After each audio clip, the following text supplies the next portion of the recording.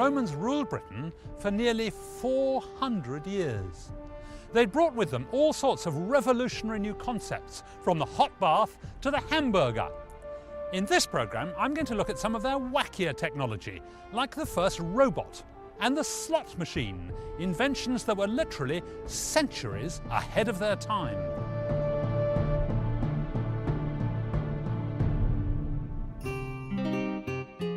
As the Romans changed the landscape and culture of Britain, the people had to accept a new style of government. And the occupying forces had some effective and non-violent ways to keep the Britons subdued. Throughout the empire, the Romans found that a good way to keep the people quiet was to give them loads of food and entertainment. In their words, panem et circenses, bread and circuses.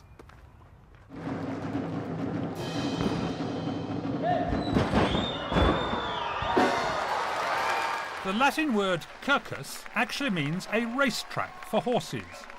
But what we see in a modern big top would have been familiar to citizens of the Roman Empire. And they had ample opportunity for entertainment, especially those living in Rome. In the mid-4th century, an incredible 175 days every year were public holidays. So what on earth did the average Roman do? Well, one way they filled in their time was by going to the well-organised and free entertainments.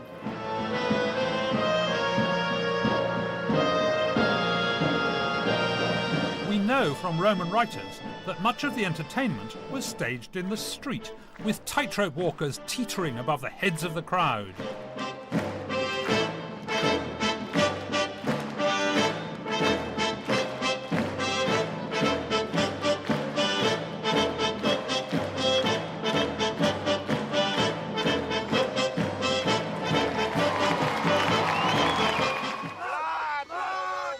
The Romans considered all entertainment civilizing, even violent displays.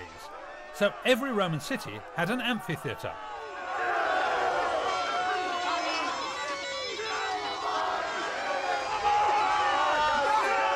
Here at Caerleon in South Wales, reenactors staged some of the spectacles that were common in Roman times.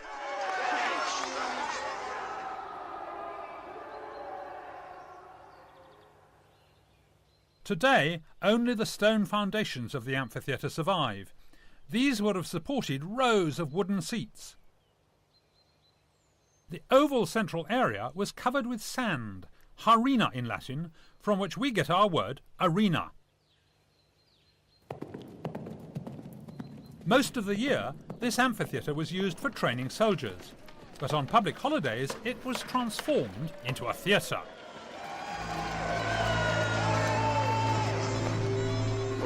At the top of the bill were the gladiators.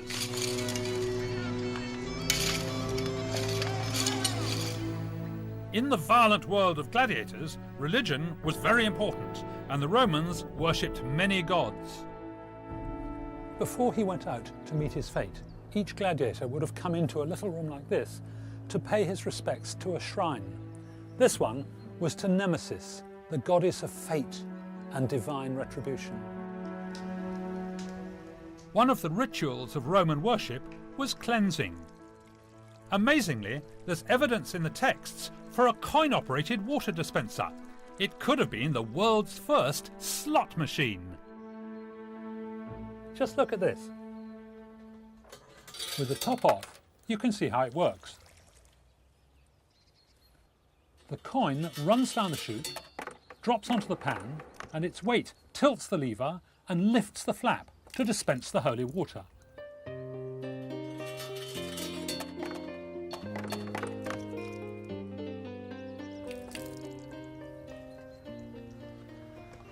Now, this is it.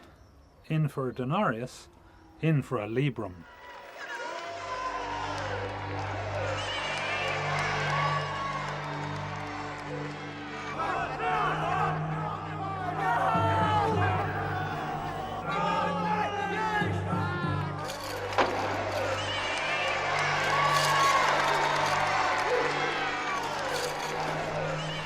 Out here in the arena, the gladiator would have had to be ready to meet his foe.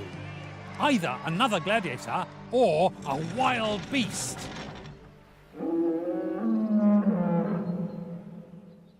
The Romans really did have loads of these automata. In fact, Hero of Alexandria boasted of an automatic theatre which rolled on, the curtains opened, and the characters performed the complete show, all without human intervention. Come and have a look and see how this one works. Here are the wheels, and you'll see that round the axle is wrapped a piece of string, and the string comes up here over 2 pulleys and is tied to this great heavy weight, which is resting on a pile of sand. Now the sand's on a platform here, and underneath there's a flap. Now all I have to do is to pull this string, the sand will come flooding out, and the automaton will zoom forward. Are you ready? 1, 2, 3, pull! As the weight falls, it unwinds the string and turns the axle.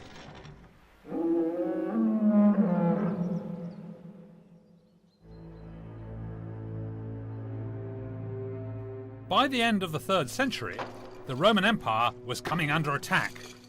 To help defend it, troops were withdrawn from Britain, which left the country vulnerable to invasion from a new foe, the Saxons. The Saxons came in boats like these, lots of oars, and look, a flat bottom, no keel, so they could sneak up the rivers and estuaries and attack far inland where there were no defences. The Roman response was to construct the first ever consolidated defence network, a chain of forts around Britain's southeast corner. The chain stretched from East Anglia to the Solent, and because of the chief enemy, they became known as the Saxon shore forts. Just across the water from Portsmouth, this is one of the best preserved of the Saxon shore forts, at Porchester. This would have provided a safe anchorage for the Roman fleet, a base for the troops, and a wonderful lookout post to watch for invaders. Of course, it would have looked very different in Roman times. For a start, the church wouldn't have been there.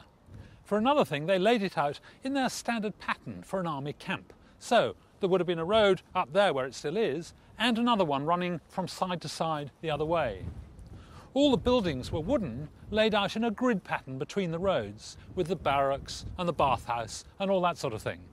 The buildings have long gone, but the walls are still there. Indeed, they were used for more than 1,000 years after the Romans left, which is an incredible tribute, both to the skill of the Roman engineers and to the material they used, concrete.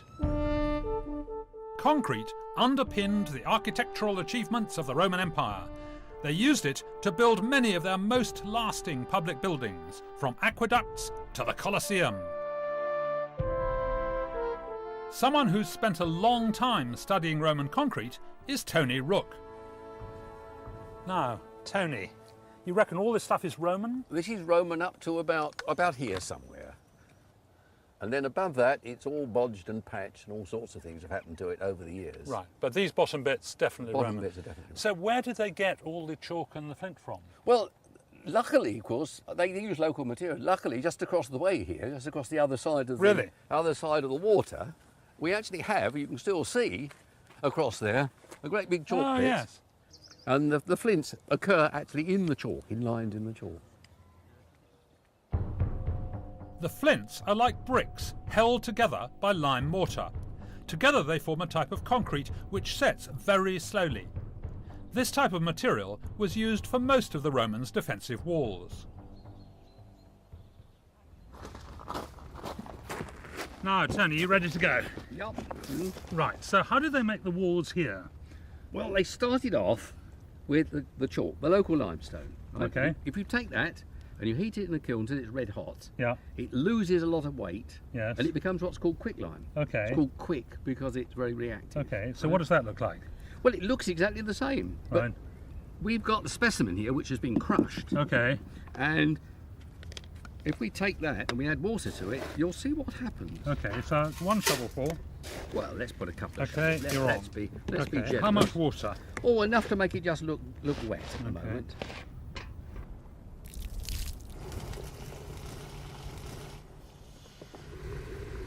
is now boiling. You can see that, look? Yes. It's actually boiling, there's steam coming off it. And what's happening is that the weight which was lost, which was carbon dioxide, is now being replaced with water. And that is the stuff that the Romans used to mix with sand. You mix that with sand, and that produces your mortar. Right, so this is now slaked lime. That's now slaked lime, hydrated lime. It's now a lime mortar. It's a bit wet, actually, isn't it? What they used to do was to take one part of that Right. to 3 parts of sand. So if I take three, so that would make the sort of mortar they've used here. The sort of mortar. And shall I start mixing it? Oh yes, please do. Yeah. Okay. So Lime mortar was widely used with flint or other rocks, but the Romans came up with another ingredient that turned it into quick-setting concrete. what the Romans discovered was that they had a volcanic ash, which came from Puteoli, Right. which is north of Naples. Yep. There are other places it comes from, and that's some of the stuff. This stuff? there. Yes. Then you get a mixture which will set all by itself, and it'll even set underwater.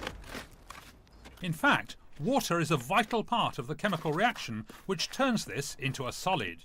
So we're going to fill this mould you've made. Yeah, we haven't got enough there to fill it up, but No, but we do can it start. for a start. There you are. And then we can make a triumphal arch.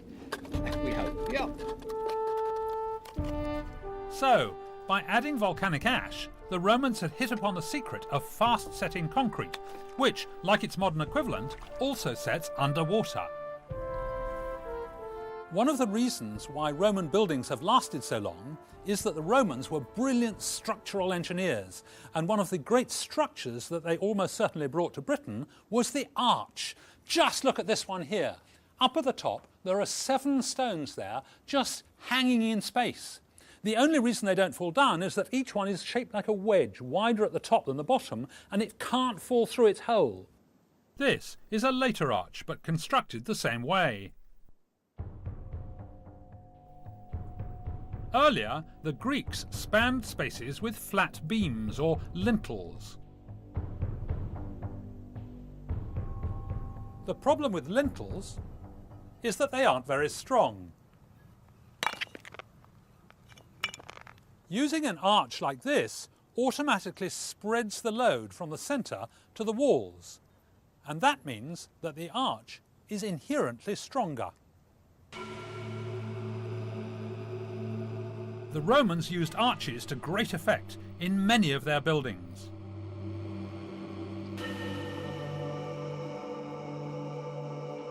The Colosseum in Rome used lightweight concrete arches. And in the Pantheon, they took the technique a stage further to create a huge concrete dome, the largest dome in the world, before the 20th century.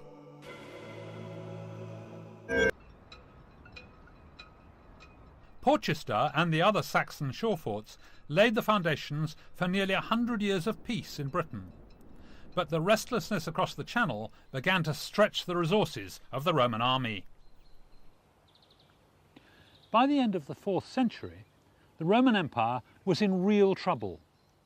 All around the frontiers, their enemies were attacking them viciously. And the real trouble was the Romans failed to innovate.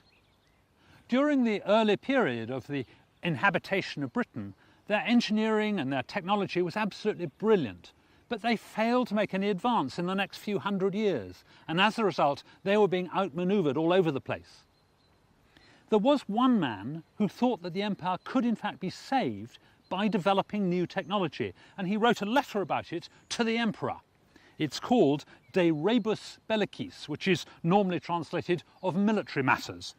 He seems to have invented brand new instruments of war, which are really intriguing. Now, the first of these is putting scythes on the chariot wheels. So you have a chariot, you have great scythe blades on the wheels, and as you go forward, the blades turn around and you simply mow down all the opposing infantry. It sounds pretty vicious, doesn't it?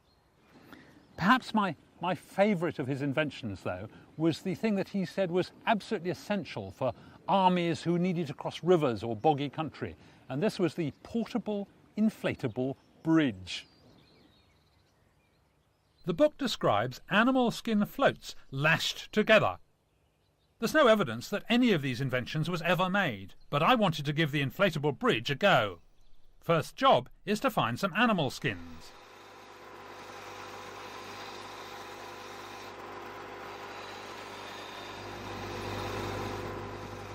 In East Anglia, David Marshall makes bagpipes in the traditional way, using airtight animal skin bags. He starts with Nigerian goat skins, which are a byproduct of their meat industry. He and his wife Valerie block up all the holes in the skin.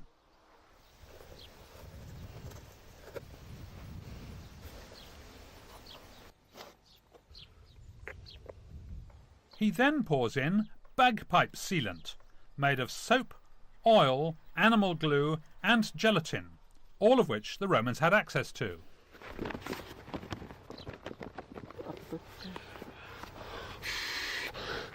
Inflating the bag forces the sealant into all the tiny holes and blocks them, making a leather float perfect for building an inflatable bridge. The only problem is that it's going to take a lot of goats to get across a small river. I couldn't get hold of 150 goats anyway, which is what I reckoned I'd need to get across here, so I thought it would be better to use one of these, an inflatable toy, which, curiously, turns out to be almost exactly the same size as a goat skin, so it seems a perfectly reasonable substitution. Luckily, I've also got hold of Gareth, who's got a lot of experience with inflatable craft and so on, and he's going to help me to blow them up and construct the bridge. Now, Gareth, shall we do a bit of inflating?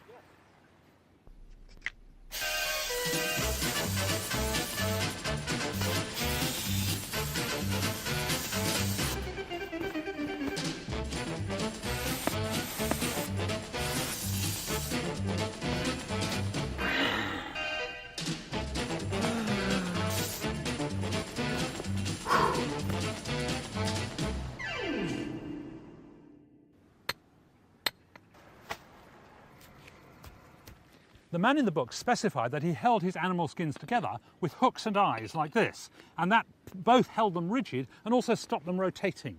Well, I agree that that's a very sensible way to do it, but I reckon that the modern equivalent of the hook and eye is gaffer tape.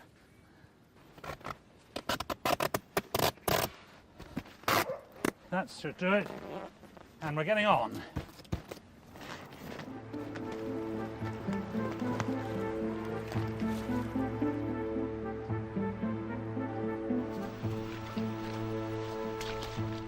In the book, he recommends covering the bridge with a layer of goatskin mat, basically because otherwise it would be very slippery. And this wet plastic is going to be pretty slippery. Also, I want to be quite sure I'm spreading the load. So I'm going to put some carpet down, and then I should be able to cross.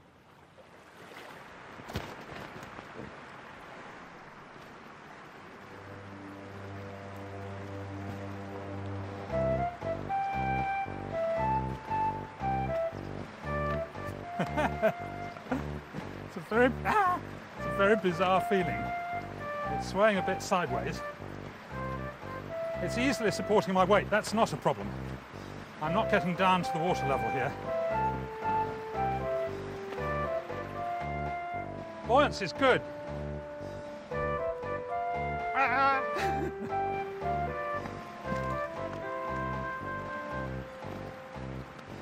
I find it hard to imagine the entire Roman army marching across here with loaded packs.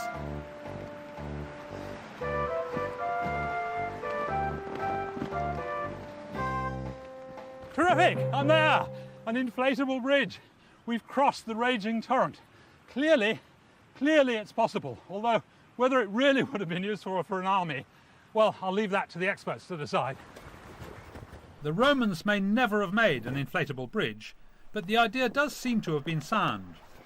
In fact, so sound, we have reinvented something similar, which is in use today.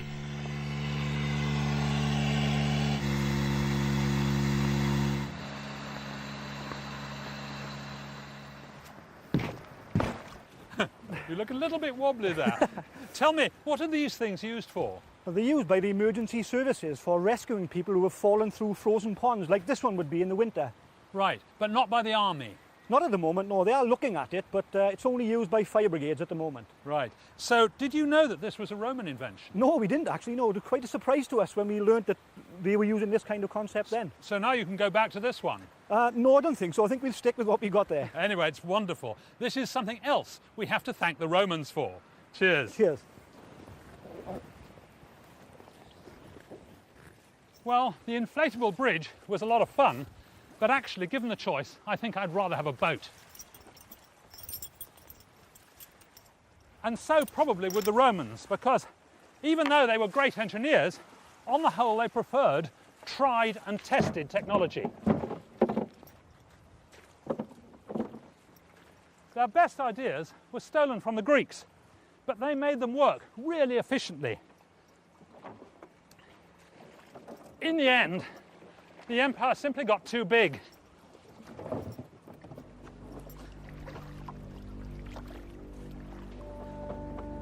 The empire was simply unable to adapt to the changing circumstances, especially when the enemies were battering at their gates. And so they gradually withdrew their troops from places like Britain, never to return. But as the administrators and the military left, a lot of the technical skills gradually faded away. However, the bleakness of the Dark Ages that followed couldn't obliterate all the achievements of the Romans in Britain. You know, we've still got rectangular houses, concrete, a road network, hamburgers, three-course meals, flushing lavatories.